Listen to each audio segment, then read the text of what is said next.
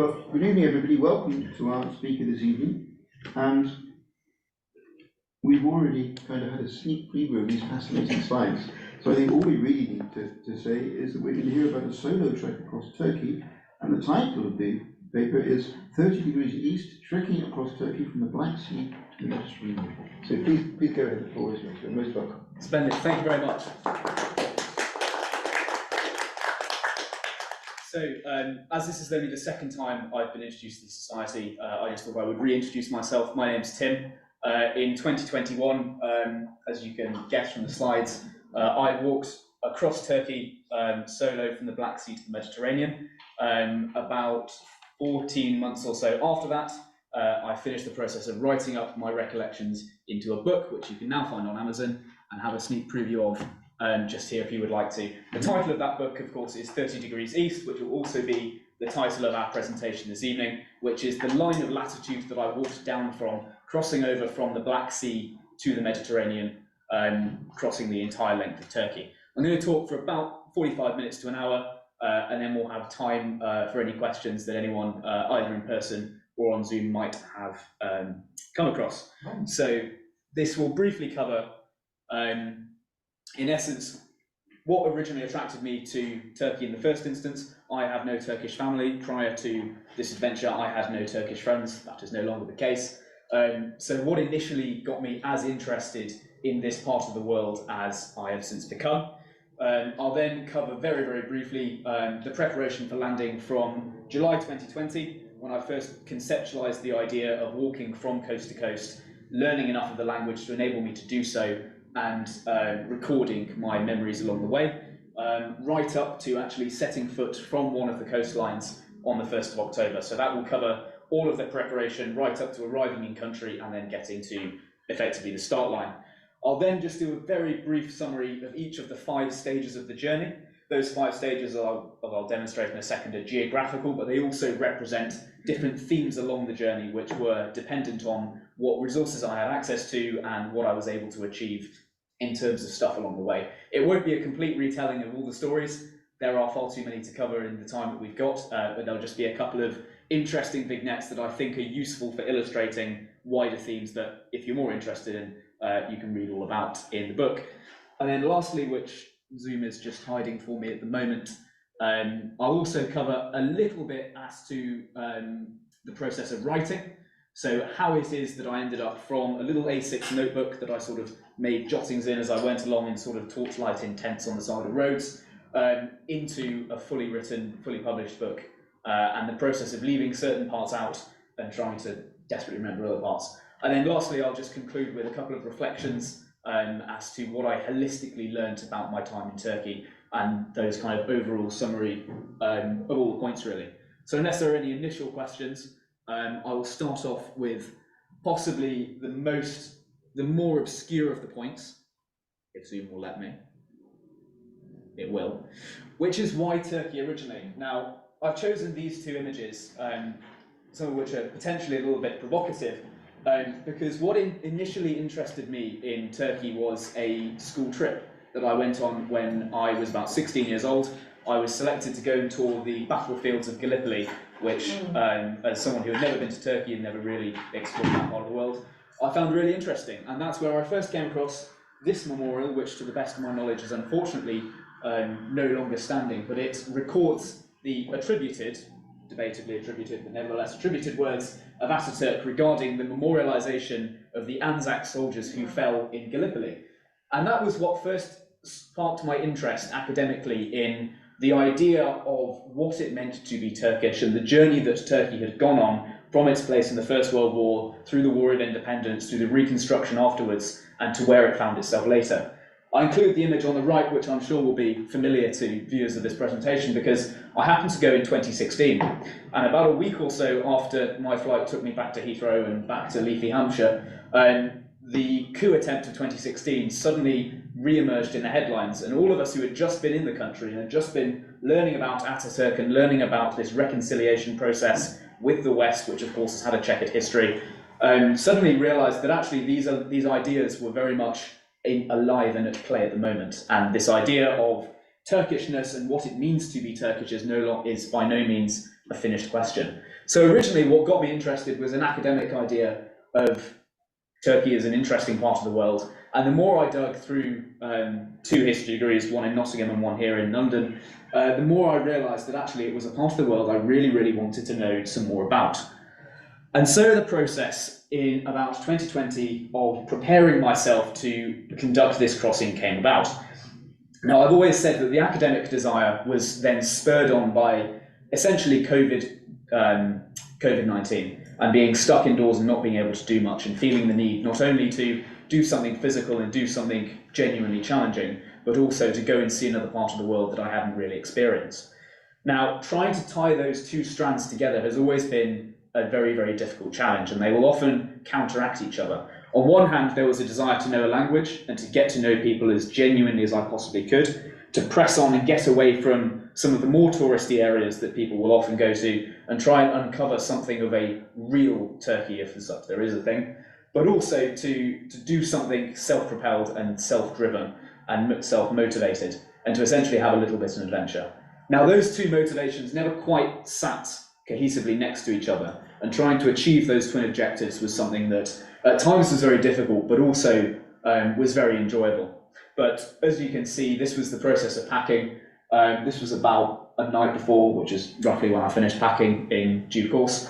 And this photo on the right was me leaving my good friend's apartment in Galata to go and get a ferry, to a bus, to a taxi, to another bus, to Kefken, which is, for those unaware, the very, very start of the journey, which is, I'm not going to step on any cables, the top of that red line just there. So I chose the route purely based on sort of geographic reality, where the sites that I wanted to see would be and where it made sense to stop off along the way and hopefully be able to access people that spoke English, which was my major worry, and the sort of supplies that I might need that I might not be able to find in small town rural Turkey. I split up the trip according to that geography, which in essence gave us 5 main components, which is roughly what I'll take us through this evening. So to start with, the introductory step was the first 50 kilometers from the coastline along some very, very flat highways down into the city of Sakarya. The second step, which was stage 1 that I titled, was the first real one that was between 120 and 160 kilometers, which took me for the first time into some serious hills and landed me in Eskişehir. Eskişehir to Afyonkarahisar was relatively flat and relatively non-eventful, and then Afyonkarahisar to Eğirdir featured a few more bits of complex terrain, but also some really, really interesting sights to see along the way. Lastly, the sort of black sheep of all 5 stages, if you will, was the last one from Eğirdir down to Antalya, where I tried to go a little bit off the beaten track to see a bit more of the rural side of the country, which was a little bit more challenging than I'd anticipated. But those were the 5 stages, which all had very different feels to them, and I think it's fair to say achieved different things in doing so. But I'll just take us through those 5 at the moment and then come to some reflections at the end. So firstly, the introductory stage looked a lot like that. If anyone is familiar with the Black Sea region, I anticipate that would be quite a familiar sight to them. Whenever I would say the Black Sea region, what I didn't realise is people generally refer to that as sort of way off to the west, involving Trabzon, Samsun, etc. So when I say I was walking from the Black Sea to the Mediterranean, people would often say, how on earth have you come from Trabzon as quickly as you can, because you've somehow ended up here? But that was a linguistic challenge that I sort of had to deal with on the daily. This was a really, really simple leg, which was designed essentially just to ease me into the idea of being self-sufficient, of relying on people that I was able to find and sort of camping as I went along. So it started off on the coast. It hits a very nice city about a day in or so. That was a little bit of a difficult one because I hadn't quite fleshed out my distances correctly. Hit about 22 kilometers and collapsed in Kanaja, failing to realize that 22 kilometers straight off the bat without much preparation is not sustainable. It then became a couple more days on the side of the road here and staying in some lovely man's garden here before ending up in Sakarya, where I was hosted by a good friend of mine called Sam.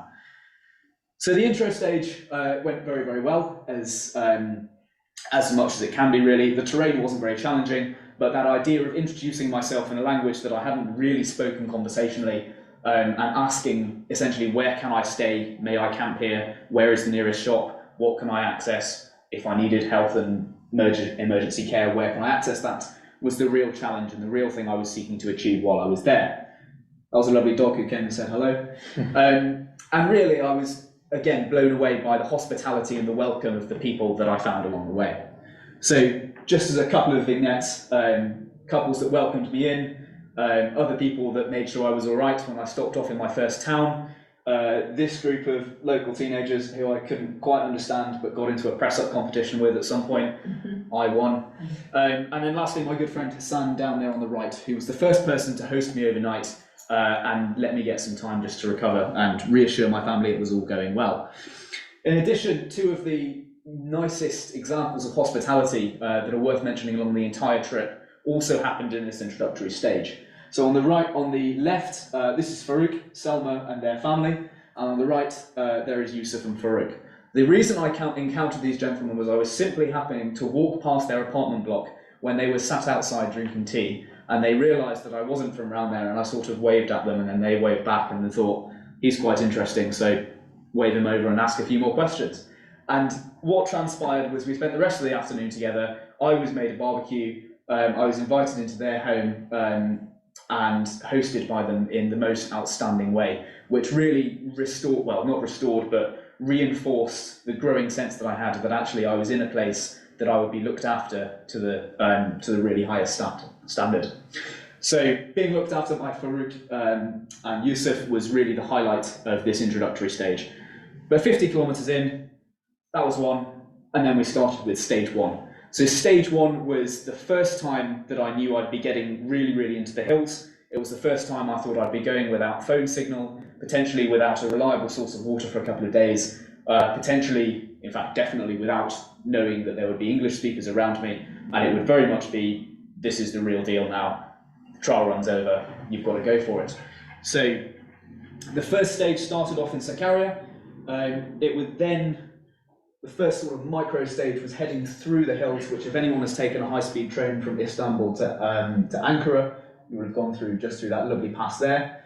And then really into the weeds and sort of the remote Turkish life after Geve before Gölpazarı. I was joined actually for a couple of days by a couple of friends of mine, the only time in the trip that I was joined by people, just after Gölpazarı into some villages that aren't on that map, and then pressing on down into Eskişehir. This was, I think, the longest segment, about 160 kilometers thereabouts, and was the first time I'd been really putting the entire idea into practice. So it started off fantastically, just as a little bit of vignettes as we go along to make sense of the illustrations. This was the only crossing point I could find to get across the river. I quite quickly realised that staying on the side of highways when crossing over rivers was a bad idea, because you lose your hard shoulder, and if you lose your hard shoulder, there's nowhere to jump over when cars come towards you. So I wasn't really prepared to do that, but after seeing someone sort of traipse across the side of this rusted little plank on the side, I felt confident enough to do that. The common theme that always seemed to come out was I was an interesting thing to people as much as people were somewhat of an interesting thing to me. So these firefighters wasted no opportunity to have a big group photo together. I was really, really funny to them. I still don't quite know why. I can only speculate as to what they were laughing at all the time, but they had their fun, I had mine. And lastly, most importantly, was this beautiful sort of golden retriever-esque animal who joined me for a day, who I gave the nickname Azur to. I planned to hang on to this lovely dog for as long as I could. He went and found somewhere else to go after that day, but it was really nice actually to have some company, and he sort of made the trip a bit nicer, and we got some fantastic photos together. So moving on, the process of finding somewhere that I could sort of land for the evening and without imposing myself, camp and sort of look after myself and stay away from the less friendly dogs, sort of went a little bit awry a couple of days in. I found somewhere next to a mosque, asked a local family, is it all right if I stay there? They said that's fine. They began supplying me with some food. This was breakfast. And it was only the morning afterwards when we got to sort of about 9 o'clock in the morning and small children started running around this tent here. And these two teachers came out of this building that I realised I'd ended up in a playground. That was the first indication that I'd had of that, and sort of began throwing things back into the tent as quickly as I could to avoid embarrassing myself further. But not before these puppies, which had been eyeing my breakfast up, decided to begin helping themselves to it. After a couple of days, I reached Geve, which was essentially the gateway into the main body of hills. So this is where I was leaving roads with all the amenities that they come with for the first real time, and actually heading into slightly more remote places where phone signal wouldn't be as reliable and there's not necessarily people to ask for the basic amenities of life. But this was one of those beautiful, beautiful views that really, really took my breath away as I stayed here for a sort of rest afternoon before heading up into the hills. And it was a moment of real beautiful celerity as I realised sort of this idea that I'd had and planned for quite a while was actually taking shape. And suddenly I could sort of see off in the horizon was where I was going to be headed to, and it all became very, very real. Nevertheless, even though I moved into the hills and moved into slightly more remote areas, I was very well looked after by this family, who I was simply asking, is there some water nearby? I was immediately given a full lunch, and by these characters on the right. Now, I forget, unfortunately, the name of the gentleman on the right, but he and his son had a fantastic story to tell, that they were working in Istanbul, had family in Istanbul, and every weekend would come out into the mountains near the Black Sea, and were in the process of building themselves a house, which you can see just behind them. They had, as far as I could understand, pretty much dug out most of where we were standing and had constructed that house there, and were living in a sort of shed off to the side, where they would come every single weekend to essentially ensure that their children could have a family home in the mountains that they could move to later in life, which I thought was really, really endearing, and I was allowed to stay with them in a sort of large duvet situation in their shed, which was very, very kind of them. The sights were absolutely fantastic in this leg. This is on top of a small kind of mountain-esque thing that I could not find a name for despite my best efforts. Looking out westwards into central Anatolia, I was sort of walking from this side onwards into my second village of that trip. It was really, really stunning, actually. As much as moving away from people presented its logistical challenges, it also allowed you to access places that I knew people wouldn't go and see unless they had a reason to be there, which made that part really, really special. This is a special tribute to a man called Mustafa. You can potentially guess why he's called Mustafa. Mustafa gave me an extraordinarily warm welcome into a very, very small village called Buyukbelen. He was the owner of the tea shop, which we're pictured just in front of just there, and he gave me a room in a house that belonged to his family but was not being occupied at the time, entirely just to have to myself about 10 minutes into our first interaction, which I hold up to as one of the most outstanding examples of generosity I was shown along the way. So moving on, I think Mustafa's house was an example of a great living situation. This was a slightly less ideal situation, that I was essentially camped under this bridge off to the right a little bit, because when I arrived in this village, essentially I lost the light and the opportunity to interact with people and ask if I might be able to stay there, so decided just to slum it and go for it, but realised quite quickly that avoiding imposing yourself on people and avoiding potentially intruding without asking permission to stay places can lead to other issues, because that was a time when I was followed back from the village, having found some water, by quite a large pack of dogs, which then having to cross this bridge, the light of which sort of ended about on this side and it was very dark on this side with no people to come and help me should the dogs continue to follow me, made me realise that the price you pay for isolation and looking after people and not getting in their way is potentially they're not there able to help you should you need it. As I mentioned, I was joined by two friends of mine who came from the UK for a couple of days. These were the only days that I was sort of followed over the course of the trip. It changed the dynamic quite dramatically. I felt that it added a lot of pressure onto me when I was coming into new villages to explain what we were doing more and to avoid imposing ourselves on people more, although the generosity and the level of welcome that we received never changed. And three English people, not quite knowing what they were doing there, were just as warmly welcomed as one was. And in fact, we had a number of farmers who, once we'd established our camp, which I believe is on this next slide, just from where this photo is, came up to offer us some food and make sure we were all right, which was very, very kind of them. So this is looking down the valley, now looking northwards. We'd come up from the valley. You can just sort of see the road just coming up to the side of this village called Hisarcık, which was another one of those beautiful, beautiful, serene moments. Towards the end of leg one, we were again hosted. This is me attempting to learn how to make menemen. I did it well once. I have yet to be able to do it well again. The language barrier did sort of come out as an issue at this point because I found myself reaching the upper limits of what I could communicate. But placing myself sort of with my two friends and I allowed me to explore trying to interpret and understand in a way when you have to explain it to other people that's a little bit more complicated than just doing so for yourself. Lastly, what was really nice about having other people is I got some really nice photos of myself. My friend Caitlin, who took most of the film photos, is a much better photographer than myself.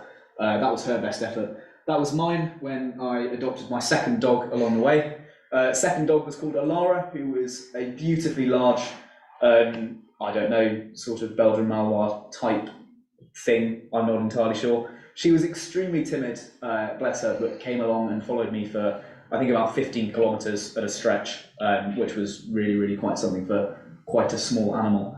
But again, it was lovely to have the company. Moving into my first real city, Eskişehir, I've included this photo, although it's not one of the more appealing ones aesthetically, just as a sort of example of that blend from completely rural to completely urban. And doing that a number of times as I entered each city was actually a really interesting expose of sort of the edges and the liminal spaces between an urban metropolis and the complete outside. I've always found it quite interesting the way sort of multiple stories will go up in fields in a way that you probably wouldn't see in the UK. But in about 2 weeks from starting stage one, I ended up in Eskişehir, which remains one of my favourite places in Turkey and somewhere I go back to visit whenever I'm able to have the chance. It was the thing that was most noticeable actually about re-entering a city, having come from rural Turkey for a number of days, was actually noticing the age demographic change very, very quickly. And having not spoken to young people who'd moved out of the rural areas into cities to find work for a number of days, and then immediately finding myself amongst people that I could sort of relate to in that sense, was possibly the most interesting and dramatic change. But I had a very, very enjoyable stay in Eskişehir, got to know the city a little bit better, got to take the pack off and be a slightly more normal traveller for a bit, rather than some sort of bearded, overloaded homeless person. But had a really, really nice time actually. So stage one, just to summarise, was probably the most successful of the 5 stages. It allowed me to speak to the most people. It allowed me to get, I think, the best access into rural Turkey, but also get an expose of some of the small towns as well. And everything went very right. I was left feeling very, very confident, but also feeling like I could potentially push my limits a bit more and try and press on and get to places a bit faster. Stage 2 was a bit of a more difficult time, as I sort of, with the confidence of stage 1, feeling like I know my limits of how far I can walk on a day. Stage 2 was more about pushing those limits and realizing that that was not the case. I was not Superman, and that if I overloaded myself, things went pretty dramatically wrong. So stage 2, in comparison, in contrast to stage 1, was really quite simple geography. It was more or less all straight roads, some of them more major, some more minor, and very, very exposed terrain. I've included this photo as a sort of summary because it best sums up the landscape that I was moving through for most of that time. What was most difficult about this landscape was realistically the lack of cover it afforded, particularly on the days when the sun was beating down, but also the wind was really, really pushing in. And you had a sort of choice between stop and get cold, or carry on and get overly warm and really, really start to suffer with the skin issues. So there was a bit more of a challenging leg. Just to break this down, once I got to Seyitgazi, I decided I never wanted to see another highway in my life, and I was completely done pretending to be a car with 2 legs. So I instead came off the road and explored some more of the remote tracks, which led from Seyitgazi down back onto the D665 just here, which I'll explain in just a second, and then there was a bit more road towards the end. The only time that I had to call a day short because of an injury actually occurred just south of Insaniye on this final leg just here, but I'll discuss that in just a second. So, as I mentioned before, the people were very welcoming regardless. The slightly wider geography gave a bit more freedom in where I was able to go on each evening. And as I mentioned, the geography also presented its challenges with just the climate and the temperature. This is one instance where I had to stop behind a chesme.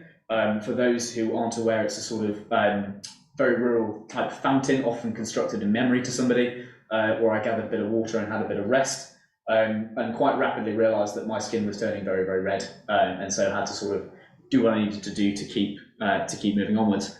But what I was aiming for was a really interesting oddity, actually, that I did not expect to find and came across very much by accident, which was a sort of hotel or rather hostel type project run by a Dutch archaeologist, which is this man on the right here, whose name is Ben Clarkson. Ben Clarkson has documented a lot of the Phrygian, Roman and post-Roman sites in central Anatolia from an archaeological perspective, and has spent most of his life in Turkey following around the sort of trails and areas that are a bit off the beaten track. And so I was able to stay with them. That was a particularly difficult day as I misjudged the timings and had to do a bit of running through the night for a couple of kilometres to make it in on time, but nevertheless had a warm bed and some good food for a couple of days. That's their dog on the right called Clara, who was very affectionate once we made friends. And she stopped being quite as angry. Nevertheless, having a day to rest up in Çakırca and just to explore some of the local scenery really allowed me to get a handle on some of the culture I was able to find there. So these are just some of the photos of what I believe were described to me as tombs and sort of, well, more so than tombs, but also cities back when they were fully populated.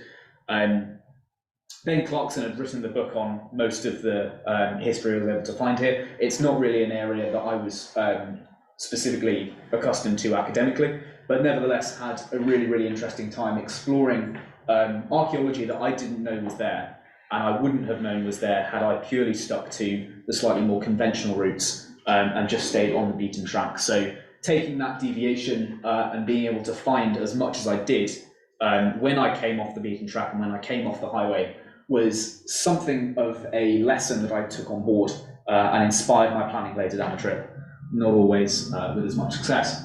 That was another beautiful vision looking south just through the highlands of what's known as the Phrygian Way, which is very worth a visit if you're ever sort of in the area. Stage 2 was really difficult because it was really cold. This was an aspect that I had really misjudged. As much as I got sort of average temperatures for the regions that I was passing through for that time of year, averages of course can cover a number of slightly more dramatic fluctuations, and you can sort of see on the edges of the tent the frost that I would have to shake off upon getting out in the morning, which was not fun given that I brought sort of a lightweight summer sleeping bag and was throwing on as many woolen layers I could possibly acquire when I stopped.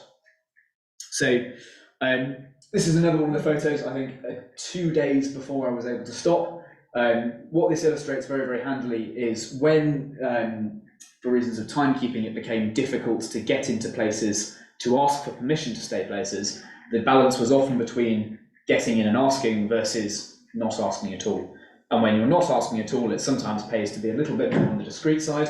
So I was able to find somewhere that was concealed enough from the road and concealed enough from potential prying eyes that I wasn't going to disturb anybody. And gradually I found that when I was pressed for time, or when simply I wasn't able to find people to ask, staying a little bit more discreet was a way of carrying on and looking after myself.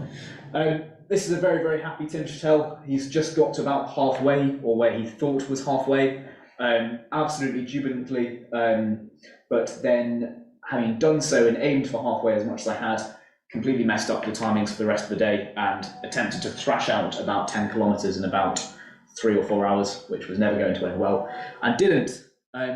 Consequently, I ended up having to call a day short after 6 kilometres. I was aiming to get into Afyonkarahisar in one move. I realised a couple of kilometres in that blisters that had been forming over the last couple of days were really not going to let me carry on as seamlessly as I'd hoped. So what since transpired was a very pricey stay at a thermal bath hotel, which was run by this wonderful man. My cards all decided they weren't going to let this transaction go through, and I had run out of cash about 3 days before. So he very kindly threw me on the back of his motorcycle, which was not what I quite had in mind. And we went hunting for an ATM. 3 ATMs did not work, and we explored both sides of the highway without any helmets at quite high speeds, which was extremely entertaining and very kind of him.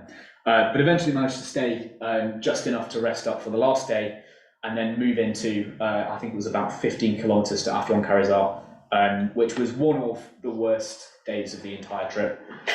It was very much a get into a final resting point where I knew I could rest up for 4 days or so and let my body recover. I found on that last day moving into Afyon Karizar that the discomfort and pushing through of having to keep working on feet that were distinctly saying this is not the right time, sort of would work in a sort of curve that I would start off after just resting for a couple of minutes, and the pain would be the most difficult it would be. I would start off sort of staggering and needing to rely on things and sort of hold things and limping to keep going. And then I would get going, the pain would sort of subside, would continue to subside for sort of 5-6 kilometers or so, and then it would start to rebound again. So I tried to spend as much time as I could in the bottom of that, what I knew as the pain curve, pushing through and knowing that each step that I was taking, I was getting close to a proper break. And eventually, I came to the end of stage 2 and reached the city of Afyon Karahisar, which for the ease of narrating, I will simply refer to as Afyon from here on in. Afyon is a really, really nice place. It was a smaller city than Eskişehir. It was a little bit less active, and because I was taking time to rest up and stay in bed and look after my feet, I didn't take as many photos as I had as of Eskişehir. Eskişehir remains a firm favourite. Afyon I might see one day if I ever pass through again, but realistically, the main lesson of stage 2 was that there was a limit as to how much I could press myself each day. The most valuable lesson in that was knowing that stopping and taking another couple of days just to recover and carry on was all right. I was still on track to be where I needed to be across the journey, but it did make me realise actually that there were limits as to how much I could push myself each day. So that was the main valuable thing I learned in stage 2. Stage 3 was a lot more isolated than stage 2 was, in fact. Because of the nature of the terrain I was walking across, it was not uncommon really not to see villages, or at least inhabited villages, for days at a time. That being said, it was a bit more easy physically, just because the distances I'd worked out and I was getting into the art of keeping on the track by that point. And there were some really, really beautiful seas, which I'll go into in a second. So to break that down just into halfway was getting out of Afyon, getting through some very, very nice, mainly rural towns, just around Şubat, and then pushing on through these very, very large uninhabited spaces, across a small sort of hill range in the middle, before getting on to Lake Eğirdir. And once I was in Lake Eğirdir, I knew the end was in sight, and it was a matter of following the lake around before getting to my 4th and penultimate rest point. So, has anyone seen these type of vehicles before in their experiences of life in Turkey? Possibly, maybe. I was absolutely fascinated by these, which I only really started seeing when I entered Afyon. And I was absolutely bemused as to why there seemed to be a good number of people driving what looked like homemade sort of Kia trucks.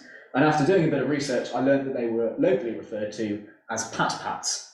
Now, I was able to clarify this with somebody who confirmed that was exactly what they were referred to commonly.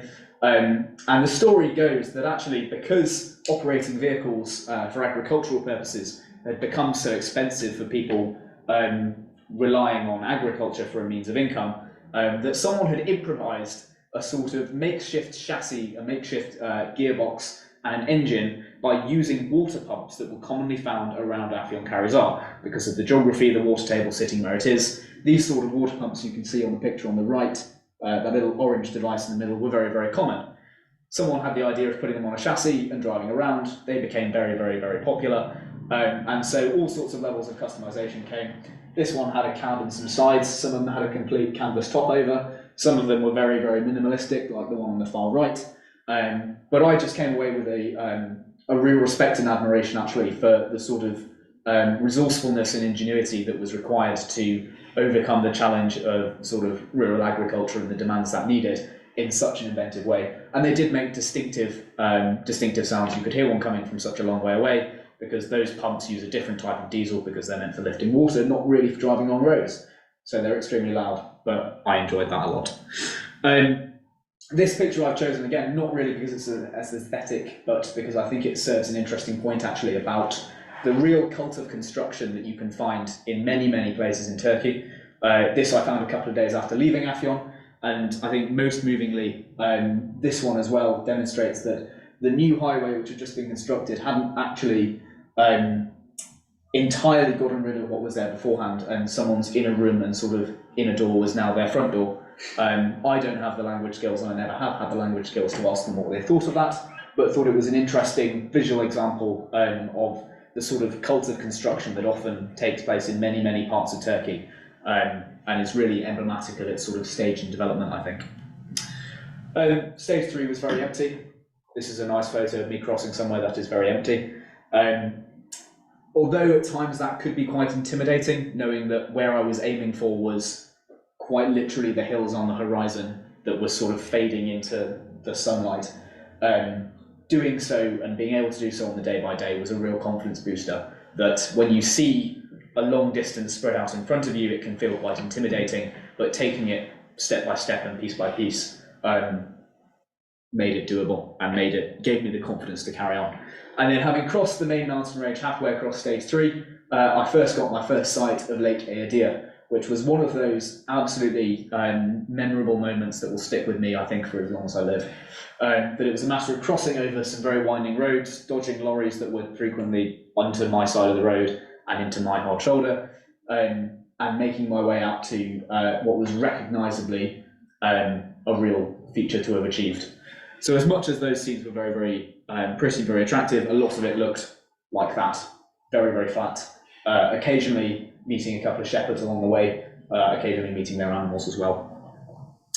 So the last bit of the trip was defined by walking alongside the lake. That offered opportunities to restock water very easily. It offered opportunities to stay quite happily, but also it offered a real insight into the sort of dual lives that people who lived next to the lake would lead, where they were partially reliant on agriculture and partially reliant on fishing. Included in that was this man called Hassan, who was extremely friendly, and I quite quickly realised that this nice bit of grass that was sort of about 400 metres squared next to the lake was actually his grazing ground, and I was a bit of an intruder, so I moved off as quickly as I could. But he was very, very welcoming, and told me all about his son, who was working a couple of towns down, and was very happy to tell me about the places along the way that he would feed his flock, really. So moving on, a lot of the rest of that leg was again dominated by the lake, which provided a lot of very, very beautiful pictures, and by my last furry companion of the trip. Now, this one was particularly difficult. I enjoyed having dogs with me because they provided a bit of company and provided a bit of support along the way. But this particularly beautifully blonde animal was also extremely stupid, and did not seem to understand how roads worked, did not seem to understand how traffic worked, and what was worse is that every single truck that had to swerve to avoid him or stop outright to avoid him immediately assumed that he was my dog. I had complete control over him and I could tell him to stop doing that. That wasn't the case, and so a number of very, very brief encounters ensued where they would sort of ask me to please keep a hold of my dog. All I was able to say is, I don't know him, which didn't quite land, but that's all I really knew how to say. But he provided a good bit of company. So given that I had an animal who liked posing next to photos of flags, who was very blonde, and who lacked a bit of common sense at times, I nicknamed him Boris. Boris liked posing for photos. This is Lake Eodia, sort of the final stretch onto it. This peninsula was where I was aiming for, which is a sort of mainly a tourist resort. It used to be inhabited by Greek monks before they eventually moved off. Are you aware of the area? Yeah, absolutely beautiful. One of the most tranquil and reflective places I was lucky enough to encounter along my trip. However, also in getting there, you've got to go around a commando base, which is very, very aptly placed, because you've got mountains, you've got water, you've got everything you need to train troops with. Before I get there, however, I just thought I'd throw in this wonderful picture of the best improvised minaret I have ever seen, made of a series of oil drums and a couple of speakers. I enjoyed that. Lastly, Boris was not done causing trouble. So on their way out from the water up into the hills to carry on with some sort of exercise, I encountered a number of commandos who were very, very friendly. Boris went and made some friends. He was not happy being made friends with. His friend thought it was really, really funny to point a loaded weapon at me. He found it really, really amusing, hence the smile. I didn't find it very amusing. But that was a fantastic little encounter of that part of the world, which juxtaposed, of course, with how absolutely stunningly beautiful and tranquil Agadir itself is. I originally intended to stay 4 days. I had a lovely little pension run by a British and a Turkish couple, but ended up staying for an entire 7, simply because the area was so not only tranquil, but also just a break from the sort of monotony of life on the road, that it was really, really difficult to leave. I was actually inspired in planning and putting this trek together by an American called Matt Krause, who wrote a book about his journey from the west of the country over to the east, which is much longer and much more interesting. And the point at which we intersected, mine going north to south, his going west to east, was this pension, which he wholeheartedly recommended.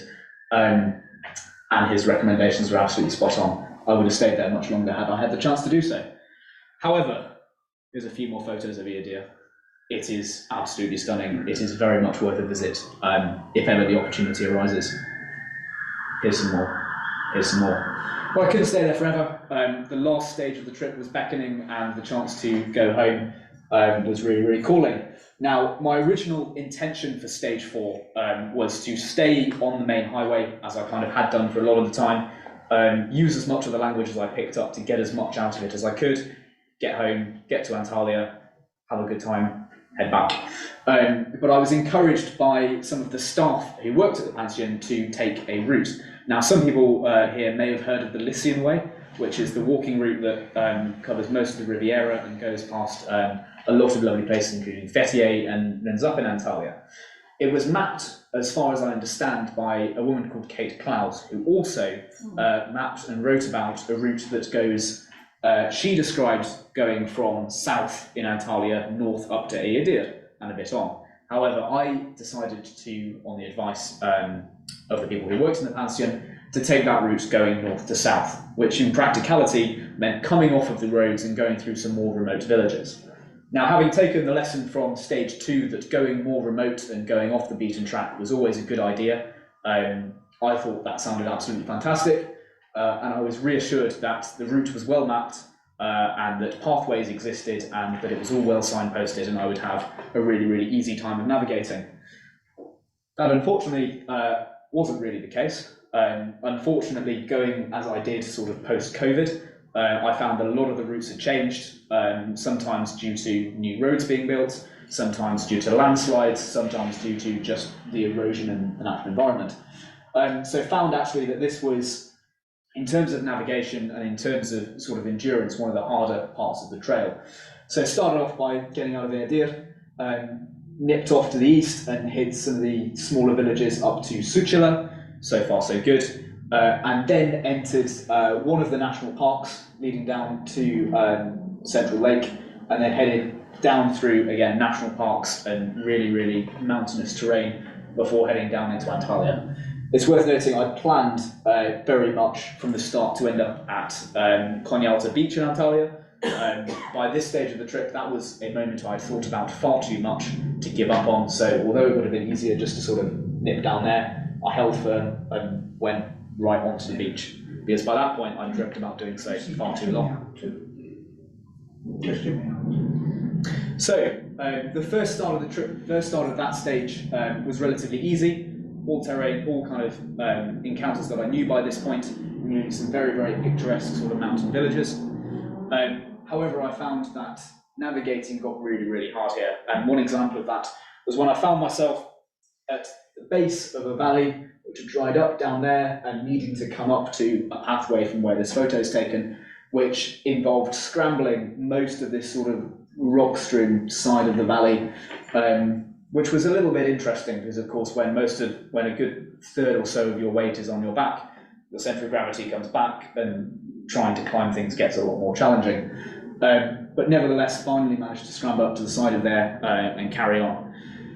Being so far away from people meant that the logistics of sustaining myself changed again. So I was far more reliant, more than other stages at this point, on solar power, just to keep my phones going, to make sure I was still in comms with people.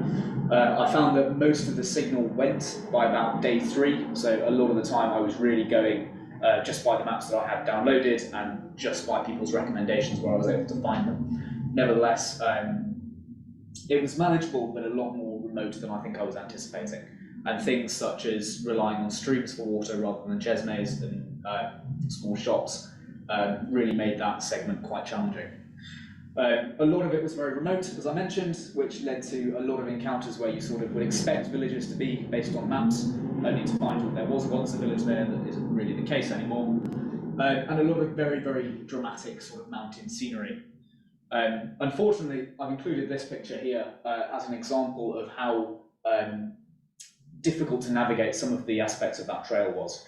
So really, really dense terrain, really, really sort of in your face. When it's not obvious where the path is going, you have to sort of run around a bit to find the path, and then that leads to getting a bit more lost, often at the sort of top of a mountain where it gets quite difficult to do so.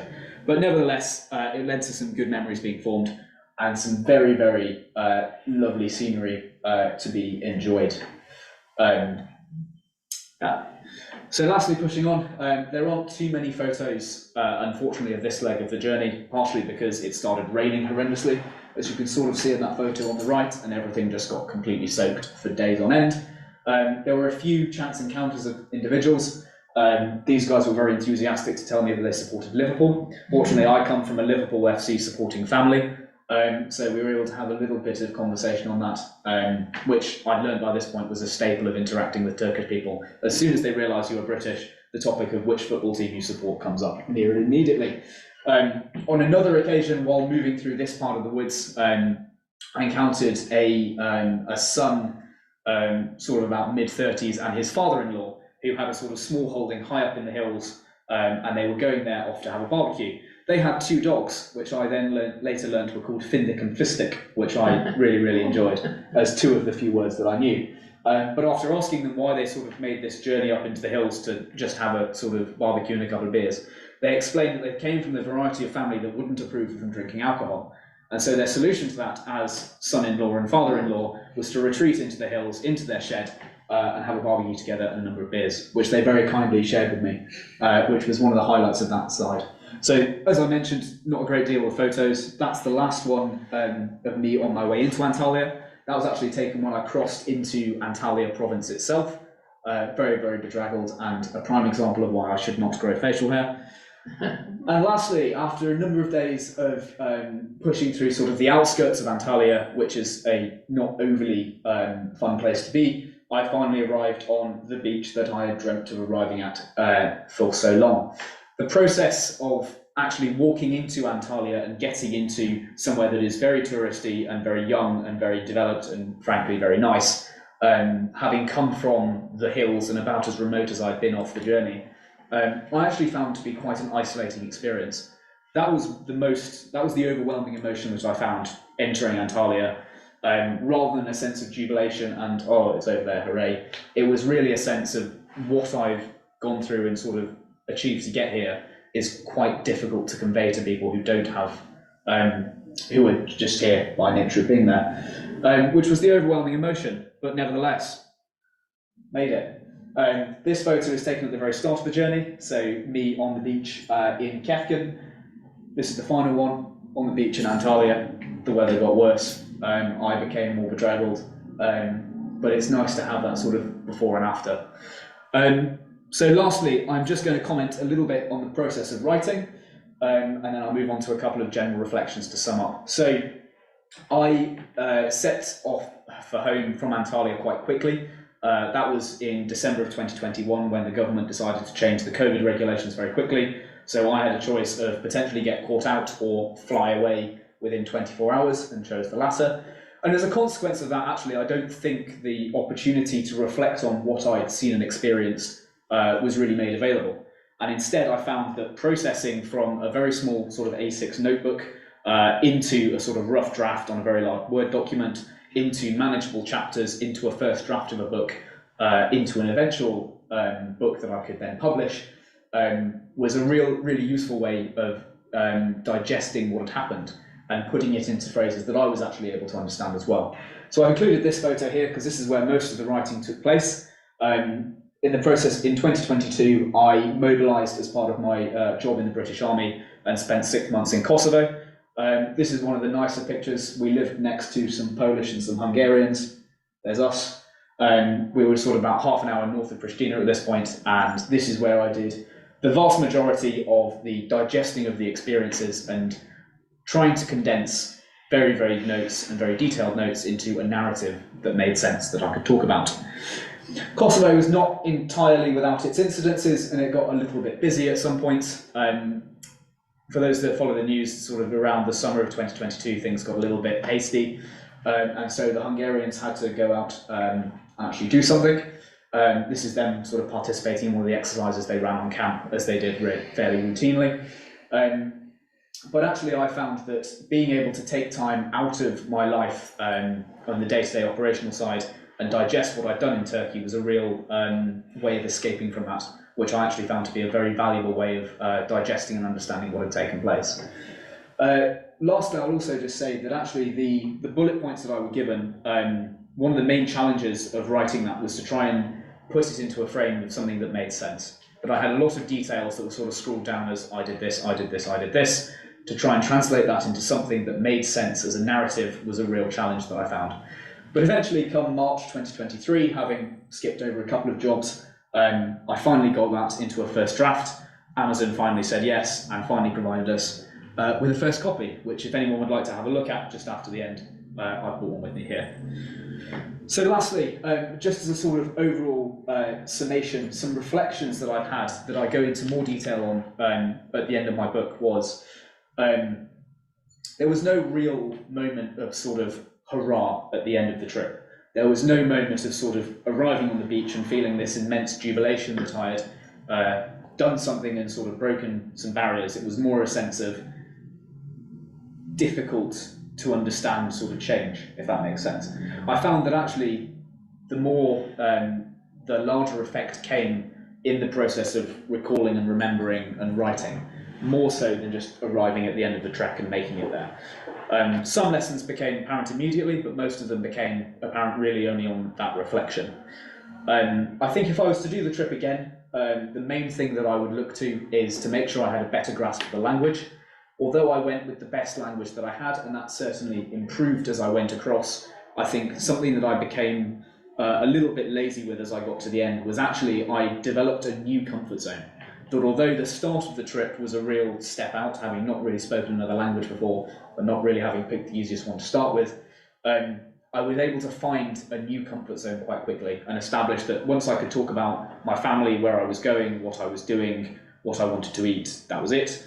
I could make a new comfort zone for myself and not really step out of that. So if I was to do it again, I think I would go with a lot more baseline language skills and the understanding that it's very easy to reimagine a comfort zone, even when you've left one that you've potentially started with. I think the trip has really stood as an ode to amateur effort as well. Having made this trip coming up on 2 years ago now, there's a lot of little things that I would change here and there, but actually I think that having that aspect of not planning it entirely well led to some of the more spontaneous moments happening, and led to me being able to firstly experience people's hospitality best, and also to explore what I was able to find along the way to the best of my ability as well. So although a lot of it was very planned and sort of right down to the details, I think leaving that space to allow myself to take more time was one of the most valuable things I did. And potentially the aspects of it that were a little bit amateur also made it a little bit more memorable as well. I think there were a number of questions I found towards the end in terms of the ethics of the trip and the ethics of relying on people's hospitality when that is all you have to rely on. Now, of course, it's very, I've been told about many times Turkish hospitality and the culture of welcoming in people that are travellers and that you don't know, which I didn't really understand until I really got there. And in many ways, writing this book and putting it my memories out there is the best tribute I can give to the people that made this trip possible. Though some of them are named, the Hassans, the Yusufs, the Farouks, but a lot of them aren't named. And a lot of them were simply people that I had such fleeting interactions with that we never got the chance to properly get to know each other. But even in that, the culture of hospitality and welcome, I think, doesn't really get understood until you can put names and faces to things. So in many ways, writing that book was the best tribute I could give to that hospitality. However, towards the end, I did eventually wonder how ethical it was to rely on people who potentially earned a lot less than I had and had access to a lot less resources than I had to sustain my trip. And there are a couple of rules I came up with as I went along. I made it a mission never to enter people's homes without their permission and without asking or being invited in. So I wasn't going to go around and specifically ask for things. Often they would be offered because they realised that I was quite a long way from home, but I made it a real rule of mine that door knocking was not something that I would go down to. When I was offered particularly outstanding examples of hospitality, I would offer money where I could, which was always robustly rejected, but I thought that was the best ethical standard I could hold myself to, that to avoid potentially getting into a grey area of relying on people who didn't have the means to support me, I would offer that. Potentially, those rules were a bit over stringent, but I still maintain they were a useful thing to hold on to. Lastly, in terms of the physical experience itself, I think walking from point to point actually had a profound impact on that trip in two very important ways. Firstly, having elapsed some time since doing the trip, having walked the entire route has made the memories that I have somewhat more long-lasting. That although I cannot remember every single day that went along and cannot remember every step and every encounter that I had, the knowledge that at some point I did have those encounters and did in fact walk every single inch and didn't take any shortcuts has made the memories that I have had just last a little bit longer. And secondly, I think that walking the entire route actually amplified the experiences I had when I encountered some of the beautiful scenery that you see here. So, of course, seeing the entire country rather than sort of jumping to attractive point to attractive point to attractive point, I felt made those attractive points more worthwhile because I had to walk through days of concrete and traffic and often rubbish and often abandoned places in order to access those beautiful sights. And in a way, having paid through those difficult days to get to the good days, it made the good days more worthwhile doing. Lastly, I think in quite a profound way, completing it on foot, although it was very, very challenging, has made doing something like that in the future seem more achievable. Although I'd done a little bit of distance walking prior to doing Turkey, that wasn't something I'd set out to do in the same scale. But knowing that for days the horizon was always the next day's starting point and the next day's starting point, and suddenly realizing that the hills, however far away they might see, is something that you can get to purely on foot, has actually made the country feel smaller. And knowing that it's just a matter of days and plodding on to get to those places purely by foot has made doing so seem a little bit more achievable. But of course, it's reliant on the hospitality of people that you meet along the way, which outside of Turkey, I don't know how feasible that would be. Because again, what stood out amongst the entire way was the wonderful hospitality of everybody that I encountered. So, to that end, that's sort of the reflections I've had. I'm going to take some time now for questions, either via the Zoom format or if we've got any in the room. Thank you very much. Thank you. Thank you for a very skilled presentation. It was one thing you didn't say, which was how heavy your pack was. What were you actually lugging all the way across Turkey? So the question was, how heavy was the pack that I was walking with? I don't know. It actually fluctuated a bit. I think I measured just before I went out, and it was in the region of 25 kilograms or so. However, as soon as I got there, I expanded the amount of water I was taking for days that I didn't have access to streams. I changed some of the kit. Some days I was bringing more food than others. So that weight went up and down quite substantially, but I would estimate around 25 to 30 kilograms, I think. Yeah, it's quite enough. Yeah. It was a lot. Quite a lot. Yes, yes. Well, You basically had a tent, a sleeping bag. So I had a... clothes. Say again, sorry? Yes, can you tell us what you had in your So I had the tent at the top, which sort of stayed there either side of my head in some sort of unseemly top flapping.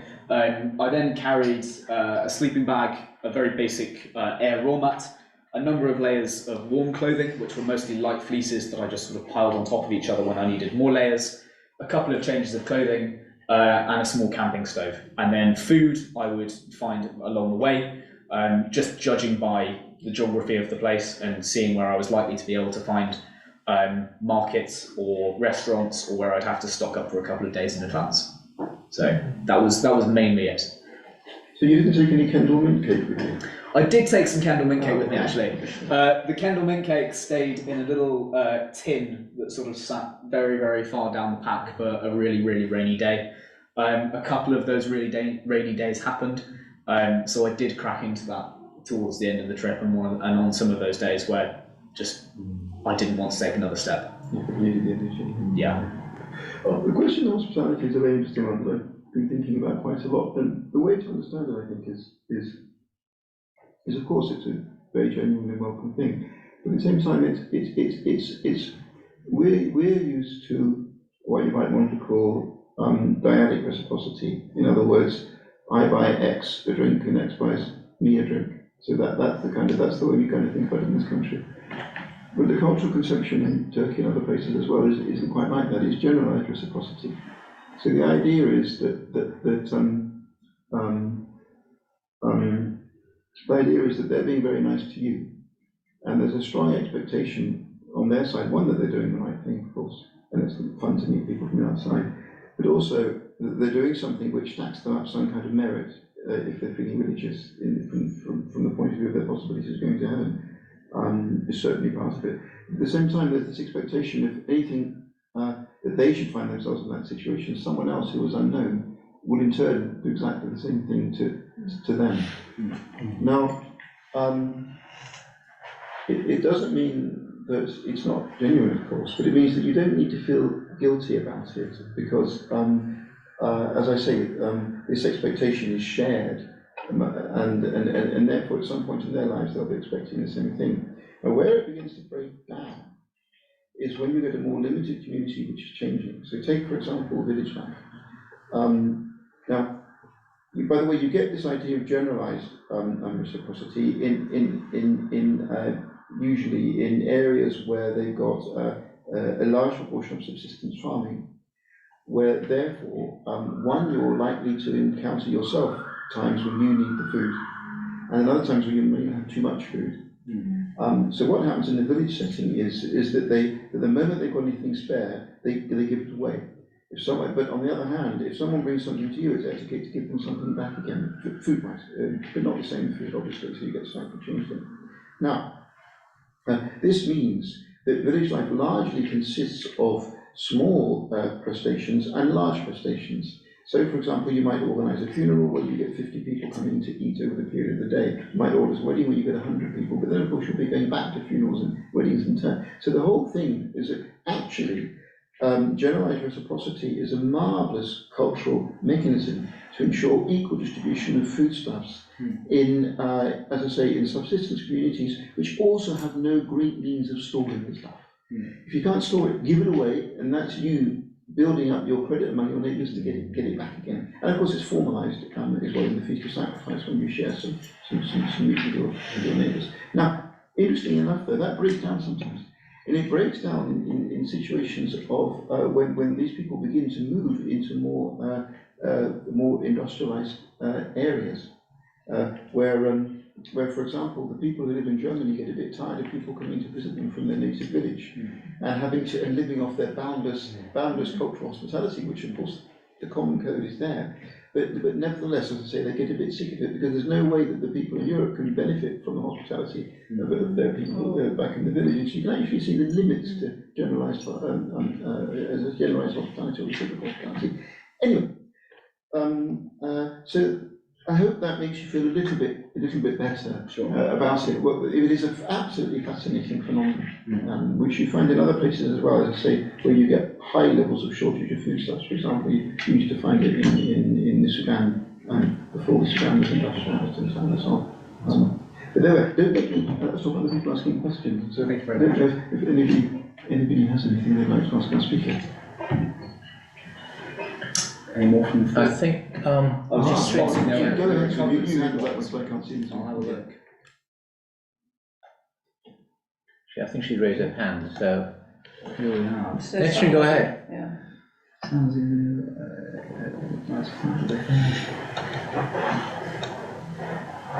Oh dear. I might have to repeat it for Peter Alford.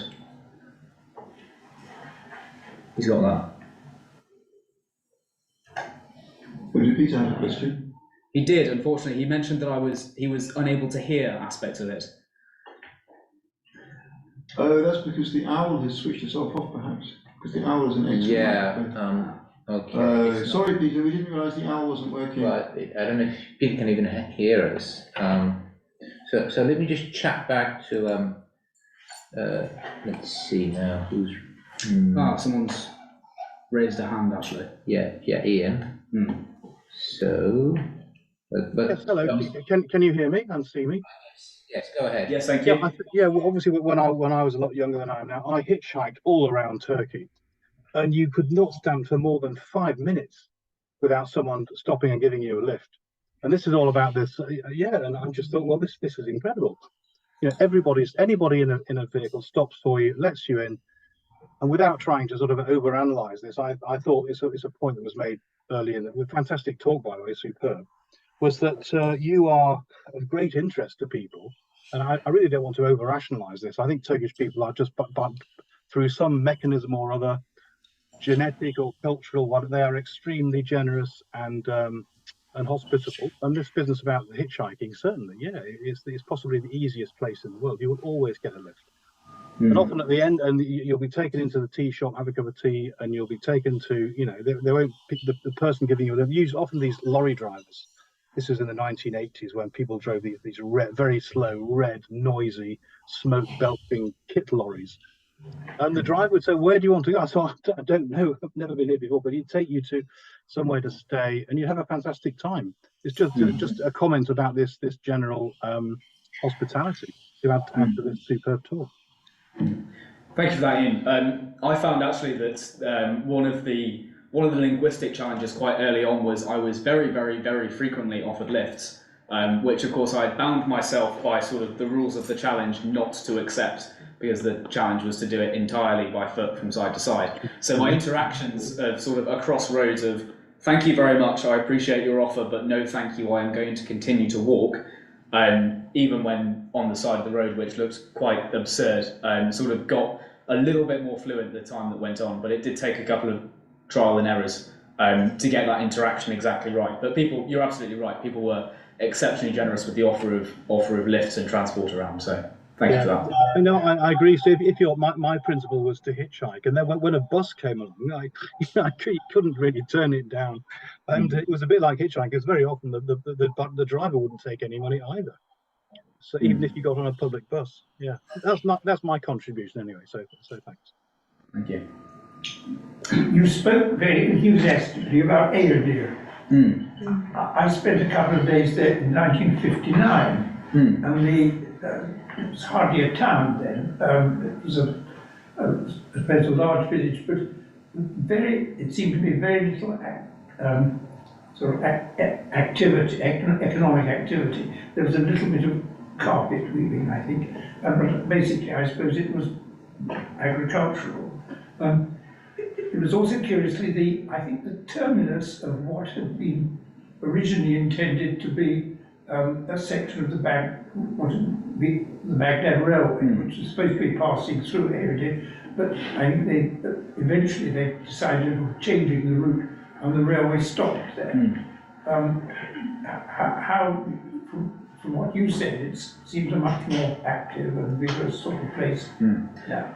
So I found that Ayodhya seemed to have generated for itself quite a tourist economy, but it was a tourist economy that didn't seem oriented towards international travellers. It mainly seemed directed towards Turkish people, mostly coming from Isparta most easily.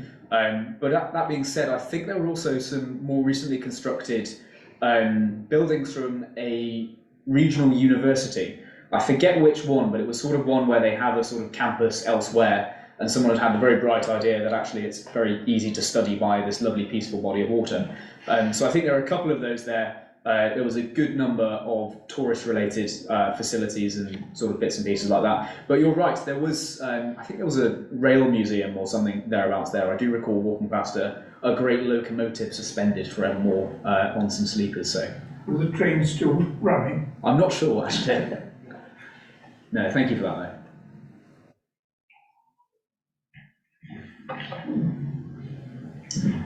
Any further? Anybody on Zoom? Any questions from Zoom? Well, I think in that case, we just have to thank you for, not only for such a nice talk, I think but you were going to show us the book, Tim, I think. yes, just okay. Sorry, yes, I need to do this on Zoom somehow. Yeah. How am I going to do Just that? show us. just hold in front of the How do I do camera. that? That's a good idea. That's a good point, actually. I'll mention that very, very briefly. I smash stop share. This is the title. If you put the title into Amazon, it will be hopefully one of the first ones that comes up. There are 3 options that are available to buy. Unfortunately, going through the process of self-publishing, Jeff Bezos takes a lot more of my money than I would like.